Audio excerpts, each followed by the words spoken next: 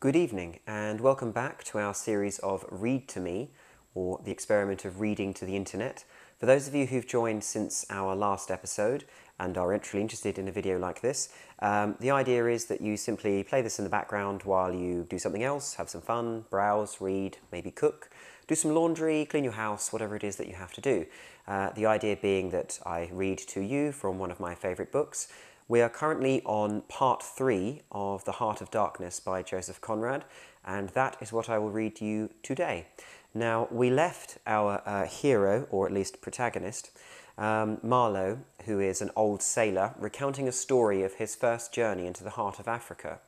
And his story thus far has shown how he has gotten a passage on a ship, how he's begun to sort of observe the coast of Africa, his initial thoughts on just seeing the land for the first time, and the sheer immensity and size and impenetrability of the country in the face of all the supposed might and adventurism of the European powers at that stage.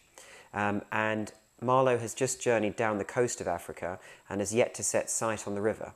And it's that river which will lead him up into the centre of the continent and into the heart of darkness.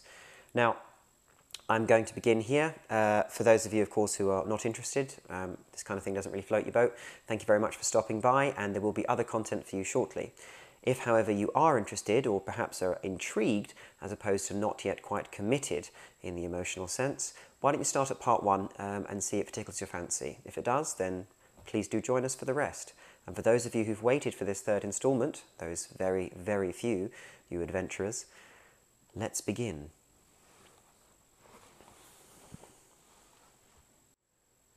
It was upward of 30 days before I saw the mouth of the big river. We anchored off the seat of the government, but my work would not begin till some 200 miles farther on. So, as soon as I could, I made a start for a place 30 miles higher up. I had my passage on a little sea-going steamer. Her captain was a Swede, and, knowing me for a seaman, invited me on the bridge. He was a young man, lean, fair, and morose, with lanky hair and a shuffling gait. As we left the miserable little wharf, he tossed his head contemptuously at the shore. "Been living there?" he asked. I said yes. "Fine lot those government chaps, are they not?" he went on, speaking English with great precision and considerable bitterness. "It is funny what some people will do for a few francs a month. I wonder what becomes of that kind when it goes up country." I said to him I expected to see that soon. "So," he exclaimed. He shuffled athwart, keeping one eye ahead vigilantly. "Don't be too sure," he continued. "The other day I took up a man who hanged himself on the road. He was a Swede too." "Hanged himself? Why in God's name?" I cried. He kept on looking out watchfully. Who knows? The sun too much for him, or the country perhaps. At last we opened a reach. A rocky cliff appeared, mounds of turned-up earth by the shore, houses on a hill, others with iron roofs, amongst a waste of evacuations, or hanging to the declivity. A continuous noise of the rapids above hovered over this scene of inhabited devastation. A lot of people, mostly black and naked, moved about like ants. A jetty projected into the river. A blinding sunlight drowned all this at times in a sudden recrudescence of glare. "There's your company's station," said the Swede, pointing to the 3 wooden barrack-like structures on the rocky slope. "I will send your things up. 4 boxes, did you say? So, farewell." I came upon a boiler wallowing in the grass, then found a path leading up the hill. It turned aside for the boulders, and also for an undersized railway truck lying there on its back with its wheels in the air. One was off. The thing looked as dead as the carcass of some animal. I came upon more pieces of decaying machinery, a stack of rusty rails. To the left, a clump of trees made a shady spot, where dark things seemed to stir feebly. I blinked. The path was steep. A horn tooted to the right, and I saw the black people run. A heavy and dull detonation shook the ground. A puff of smoke came out of the cliff, and that was all. No change appeared on the face of the rock. They were building a railway. The cliff was not in the way or anything, but this objectless blasting was all the work going on. A slight clinking behind me made me turn my head. 6 black men advanced in a file, toiling up the path. They walked erect and slow, balancing small baskets full of earth on their heads, and the clink kept time with their footsteps. Black rags were wound round their loins, and the short ends behind wagged to and fro like tails. I could see every rib. The joints of their limbs were like knots in a rope. Each had an iron collar on his neck, and all were connected together with a chain whose brights swung between them, rhythmically clinking. Another report from the cliff made me think suddenly of that ship of war I had seen firing into a continent. It was the same kind of ominous voice, but these men could by no stretch of imagination be called enemies. They were called criminals, and the outraged law, like the bursting shells, had come to them, an insoluble mystery from over the sea. All their meagre breasts panted together, the violently dilated nostrils quivered, the eyes stared stonily uphill. They passed me within 6 inches, without a glance, with that complete, death-like indifference of unhappy savages. Behind this raw matter, one of the reclaimed, the product of the new forces at work, strolled despondently, carrying a rifle by its middle. He had a uniform jacket with one button off, and seeing a white man on the path, hoisted his weapon to his shoulder with alacrity. This was simple prudence, white men being so much alike at a distance that he could not tell who I might be. He was speedily reassured, and with a large, white, rascally grin, and a glance at his charge, seemed to take me into partnership in his exalted trust. After all, I also was part of the great cause of these high and just proceedings. Instead of going up, I turned and descended to the left. My idea was to let that chain gang get out of sight before I climbed the hill. You know, I'm not particularly tender. I've had to strike and to fend off. I've had to resist and to attack sometimes. That's only one way of resisting, without counting the exact cost, according to the demands of such sort of life as I had blundered into. I've seen the devil of violence, and the devil of greed, and the devil of hot desire, but, by all the stars, these were strong, lusty, red-eyed devils that swayed and drove men, I tell you. But as I stood on this hillside, I foresaw that in the blinding sunshine of that land, I would become acquainted with a flabby, pretending, weak-eyed devil of a rapacious and pitiless folly. How insidious he could be, too. I was only to find out several months later and 1,000 miles farther. For a moment I stood appalled, as though by a warning. Finally I descended the hill, obliquely, towards the trees I had seen. I avoided a vast artificial hole somebody had been digging on the slope, the purpose of which I found it impossible to divine. It wasn't a quarry or a sand pit, anyhow. It was just a hole. It might have been connected with the philanthropic desire of giving the criminals something to do. I don't know. Then I nearly fell into a very narrow ravine, almost no more than a scar in the hillside. I discovered that a lot of imported drainage pipes for the settlement had been tumbled in there. There wasn't one that was not broken. It was a wanton smash-up. At last I got under the trees. My purpose was to stroll into the shade for a moment, but no sooner within than it seemed to me I had stepped into the gloomy circle of some inferno. The rapids were near, and an uninterrupted, uniform, headlong, rushing noise filled the mournful stillness of the grove, where not a breath stirred, not a leaf moved, with a mysterious sound, as though the tearing pace of the launched earth had suddenly become audible. Black shapes crouched, lay, sat between the trees, leaning against the trunks, clinging to the earth, half coming out, half effaced within the dim light, in all the attitudes of pain, abandonment, and despair. Another mine on the cliff went off, followed by a slight shudder of the soil under my feet. The work was going on. The work. And this was the place where some of the helpers had withdrawn to die. They were dying slowly, it was very clear. They were not enemies, they were not criminals, they were nothing earthly now. Nothing but black shadows of disease and starvation, lying confusedly in the greenish gloom. Brought from all the recesses of the coast in all the legality of time contracts. Lost in uncongenial surroundings, fed on unfamiliar food, they sickened, became inefficient, and were then allowed to crawl away and rest. These moribund shapes were free as air and nearly as thin. I began to distinguish the gleam of eyes under the trees. Then, glancing down, I saw a face near my hand. The black bones reclined at full length with one shoulder against the tree, and slowly the eyelids rose and the sunken eyes looked up at me, enormous and vacant, a kind of blind white flicker in the depths of the orbs, which died out slowly. The man seemed young, almost a boy, but you know with them it's hard to tell. I found nothing else to do but to offer him one of my good Swede ship's biscuits I had in my pocket. The fingers closed slowly on it and held. There was no other movement and no other glance.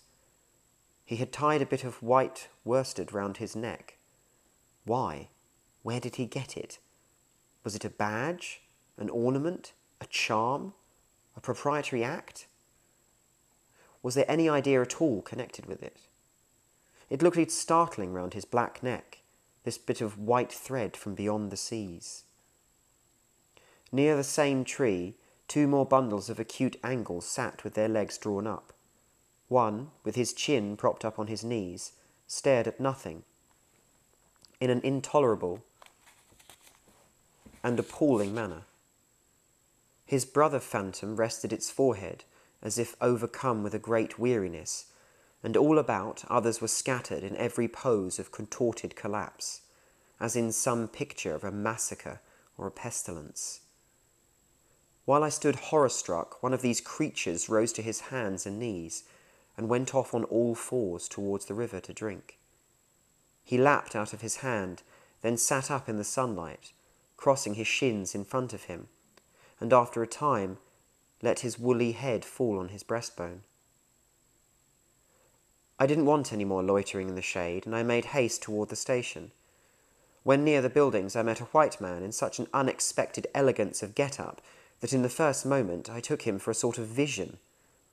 I saw a high starched collar, white cuffs, a light alpaca jacket, snowy trousers, a clear silk necktie, and varnished boots. No hat. Hair parted, brushed, oiled, under a green-lined parasol held in a big white hand. He was amazing, and had a penholder behind his ear. I shook hands with this miracle, and I learned that he was the company's chief accountant, and that all the bookkeeping was done at this station. He had come out for a moment, he said, to get a breath of fresh air. The expression sounded wonderfully odd, with its suggestion of sedentary desk life. I wouldn't have mentioned the fellow to you at all, only it was from his lips that I first heard the name of the man who is so indissolubly connected with the memories of that time. Moreover, I respected the fellow. Yes, I respected his collars, his vast cuffs, his brushed hair. His appearance was certainly that of a hairdresser's dummy, but in the great demoralization of the land, he kept up his appearance. That's backbone. His starched collars and got-up shirt fronts were achievements of character. He had been out nearly 3 years, and later on I could not help asking him how he managed to sport such linen. He had just the faintest blush and said modestly, "I've been teaching one of the native women about the station. It was difficult. She had a distaste for the work." Thus, this man had verily accomplished something, and he was devoted to his books, which were in apple pie order. Everything else in the station was in a muddle. Heads, things, buildings, strings of dusty niggers with splay feet arrived and departed, a stream of manufactured goods, rubbishy cottons, beads and brass wire set into the depths of darkness, and in return came a precious trickle of ivory. I had to wait in the station for 10 days, an eternity. I lived in a hut in the yard, but to be out of the chaos I would sometimes go into the accountant's office. It was built of horizontal planks, and so badly put together that, as he bent over his high desk, he was barred from neck to heels with narrow strips of sunlight. There was no need to open the big shutter to see. It was hot there too. Big flies buzzed fiendishly, and did not sting, but stabbed.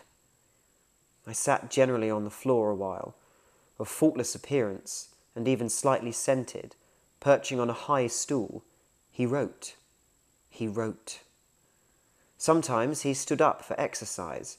When a truckle bed with a sick man, some invalided agent from up country, was put in there, he exhibited a gentle annoyance. The groans of this sick person, he said, distract my attention, and without that it is extremely difficult to guard against clerical errors in this climate. One day he remarked without lifting his head, "In the interior you will no doubt meet Mr. Kurtz." On my asking who Mr. Kurtz was, he said he was a first-class agent, and seeing my disappointment at this information, he added slowly, laying down his pen, "He is a very remarkable person." Further questions elicited from him that Mr. Kurtz was at present in charge of a trading post, a very important one, in the true ivory country. At the very bottom of there, sends in as much ivory as all the others put together. He began to write again. The sick man was too ill to groan. The flies buzzed in a great peace. Suddenly there was a growing murmur of voices and a great tramping of feet. A caravan had come in. A violent babble of uncouth sounds burst out on the other side of the planks. All the carriers were speaking together, and in the midst of the uproar the lamentable voice of the chief agent was heard, giving it up tearfully for the 20th time that day. He rose slowly. "What a frightful row," he said. He crossed the room gently to look at the sick man, and returning said to me, "He does not hear." "What, dead?" I asked, startled. "No, not yet," he answered, with great composure.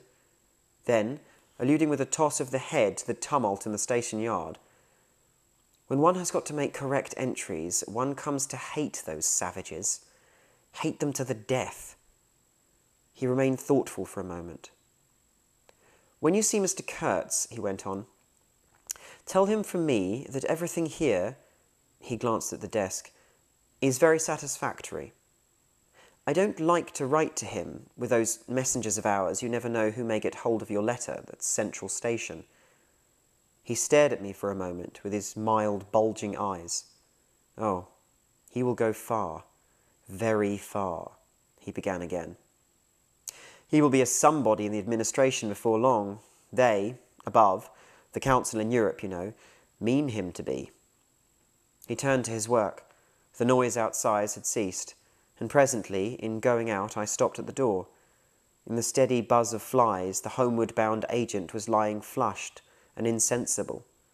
The other, bent over his books, was making correct entries of perfectly correct transactions, and 50 feet below the doorstep, I could see the still treetops of the grove of death. Next day I left that station at last, with a caravan of 60 men, for a 200-mile tramp. No use telling you much about that. Paths, paths everywhere. A stamped-in network of paths, spreading over the empty land, through long grass, through burnt grass, through thickets, down and up chilly ravines, up and down stony hills ablaze with heat, and a solitude nobody, not a hut. The population had cleared out a long time ago. Well, if a lot of mysterious niggers armed with all kinds of fearful weapons suddenly took to travelling on the road between Deal and Gravesend, catching the yokels right and left to carry heavy loads for them, I fancy every farm and cottage thereabouts would get empty very soon. Only here the dwellings were gone too. Still, I passed through several abandoned villages. There's something pathetically childish in the ruins of grass walls. Day after day, with the stamp and shuffle of 60 pair of bare feet behind me, each pair under a 60-pound load. Camp, cook, sleep, strike camp, march. Now and then a carrier dead in harness, at rest in the long grass near the path, with an empty water gourd and his long staff lying by his side. A great silence around and above. Perhaps on some quiet night, the tremor of far-off drums, sinking, swelling, a tremor, vast, faint, a sound, weird, appealing, suggestive and wild, and perhaps with a profound meaning, as the sound of bells in a Christian country. Once, a white man in an unbuttoned uniform, camping on the path, with an armed escort of lank Zanzibaris, very hospitable and festive, not to say drunk, was looking after the upkeep of the road, he declared. Can't say I saw any road or any upkeep, unless the body of a middle-aged Negro with a bullet hole in the forehead, upon which I absolutely stumbled 3 miles farther on, may be considered as a permanent improvement. I had a white companion too, not a bad chap, but rather too fleshy, and with the exasperating habit of fainting on the hot hillsides, miles away from the least bit of shade and water. Annoying, you know, to hold your own coat like a parasol over a man's head while he is coming to. I couldn't help asking him once what he meant by coming there at all. To make money, of course. What do you think? He said scornfully. Then he got fever and had to be carried in a hammock slung under a pole. As he weighed 16 stone, I had no end of rows with the carriers. They jibbed, ran away, sneaked off with their loads in the night. Quite a mutiny. So, one evening, I made a speech in English with gestures, not one of which was lost to the 60 pairs of eyes before me. And the next morning, I started the hammock off in front all right. An hour afterwards, I came upon the whole concern wrecked in a bush. Man, hammock, groans, blankets, horrors. The heavy pole had skinned his poor nose. He was very anxious for me to kill somebody, but there wasn't the shadow of a carrier near. I remembered the old doctor. It would be interesting for science to watch the mental changes of individuals on the spot. I felt I was becoming scientifically interesting. However, all that is to no purpose. On the 15th day, I came in sight of the big river again, and hobbled into the central station. It was on a backwater surrounded by scrub and forest, with a pretty border of smelly mud on one side, and on the 3 others enclosed by a crazy fence of rushes. A neglected gap was all the gate it had, and the first glance at the place was enough to let you see the flabby devil was running that show. White men with long staves in their hands appeared languidly from amongst the buildings, strolling up to take a look at me, and then retired out of sight somewhere. One of them, a stout, excitable chap, with black moustaches, informed me with great volubility and many digressions, as soon as I told him who I was, that my steamer was at the bottom of the river. I was thunderstruck. What? How? Why? Oh, it was all right. The manager himself was there. All quite correct. Everybody had behaved splendidly. Splendidly. You must, he said in agitation, go and see the general manager at once. He is waiting. I did not see the real significance of that wreck at once. I fancy I see it now, but I am not sure. Not at all.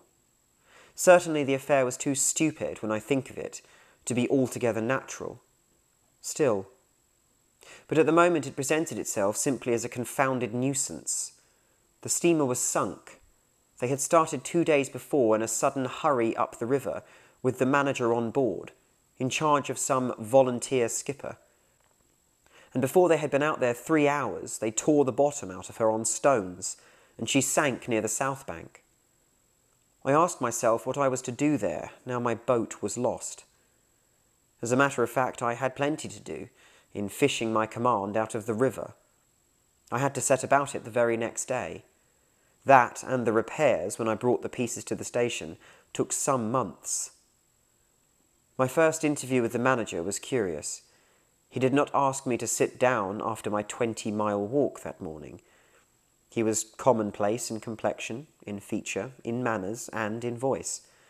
He was of middle size and of ordinary build.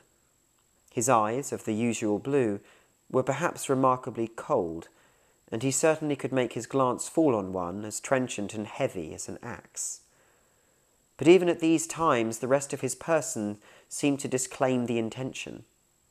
Otherwise, there was only an indefinable, faint expression of his lips, something stealthy, a smile, not a smile. I remember it, but I can't explain. It was unconscious. This smile was... Though just after he had said something, it got intensified for an instant. It came at the end of his speeches like a seal applied on the words to make the meaning of the commonest phrase appear absolutely inscrutable. He was a common trader, from his youth, up employed in these parts, nothing more. He was obeyed, yet he inspired neither love nor fear, nor even respect. He inspired uneasiness. That was it. Uneasiness. Not a definite mistrust, just uneasiness, nothing more. You have no idea how effective such a faculty can be. He had no genius for organising, for initiative, or for order even. That was evident in such things as the deplorable state of the station. He had no learning and no intelligence. His position had come to him. Why? Perhaps because he was never ill. He had served 3 terms of 3 years out there, because triumphant health in the general rout of constitutions is a kind of power in itself. When he went home on leave, he rioted on a large scale, pompously, Jack ashore, with a difference, in externals only. This one could gather from his casual talk. He originated nothing, he could keep the routine going, that's all. But he was great. He was great by this little thing that it was impossible to tell what could control such a man. He never gave that secret away. Perhaps there was nothing within him. Such a suspicion made one pause. Out there were no external checks. Once, when various tropical diseases had laid low almost every agent in the station, he was heard to say, "Men who come out here should have no entrails." He sealed the utterance with that smile of his, as though it had been a door opening into a darkness he had in his keeping. You fancied you had seen things, but the seal was on. When annoyed at mealtimes by the constant quarrels of the white men about precedence, he ordered an immense round table to be made for which a special house had to be built. This was the station's mess room. Where he sat was the first place. The rest were nowhere. One felt this to be his unalterable conviction. He was neither civil nor uncivil. He was quiet. He allowed his boy, an overfed young Negro from the coast, to treat the white men under his very eyes with provoking insolence. He began to speak as soon as he saw me. I had been very long on the road. He could not wait, had to start without me. The upriver stations had to be relieved. There had been so many delays already that he did not know who was dead and who was alive, and how they got on, and so on and so on. He paid no attention to my explanations, and, playing with a stick of sealing wax, repeated several times that the situation was very grave, very grave. There were rumours that a very important station was in jeopardy, and its chief, Mr. Kurtz, was ill. Hoped it was not true. Mr. Kurtz was, I felt weary and irritable. Hang Kurtz, I thought. I interrupted him by saying I'd heard of Mr. Kurtz on the coast. Ah, so they talk of him down there, he murmured to himself. Then he began again, assuring me Mr. Kurtz was the best agent he had, an exceptional man, of the greatest importance to the company. Therefore, I could understand his anxiety. He was, he said, very, very uneasy. Certainly he fidgeted on his chair a good deal, exclaimed, "Ah, Mr. Kurtz," broke the stick of sealing wax and seemed dumbfounded by the accident. Next thing he wanted to know how long it would take to... I interrupted him again. Being hungry, you know, and kept on my feet too, I was getting savage. "How can I tell?" I said. "I haven't even seen the wreck yet. Some months, no doubt. All this talk seemed to me so futile." "Some months," he said. "Well, let us say 3 months before we can make a start. Yes, that ought to do the affair." I flung out of his hut. He lived all alone in a clay hut with a sort of veranda, muttering to myself my opinion of him. He was a chattering idiot. Afterwards I took it back when it was borne in upon me, startlingly, with what extreme nicety he had estimated the time requisite for the affair. And we shall leave it at that, ladies and gentlemen. I appreciate your attention if you've managed to come this far with me. And, of course, there will always be other types of content on this channel for those of you who are not interested. It's a dark evening outside in London. The candles waver, flicker, and the rain is gentle against the windows. And it is in that mood that I leave you. Good night.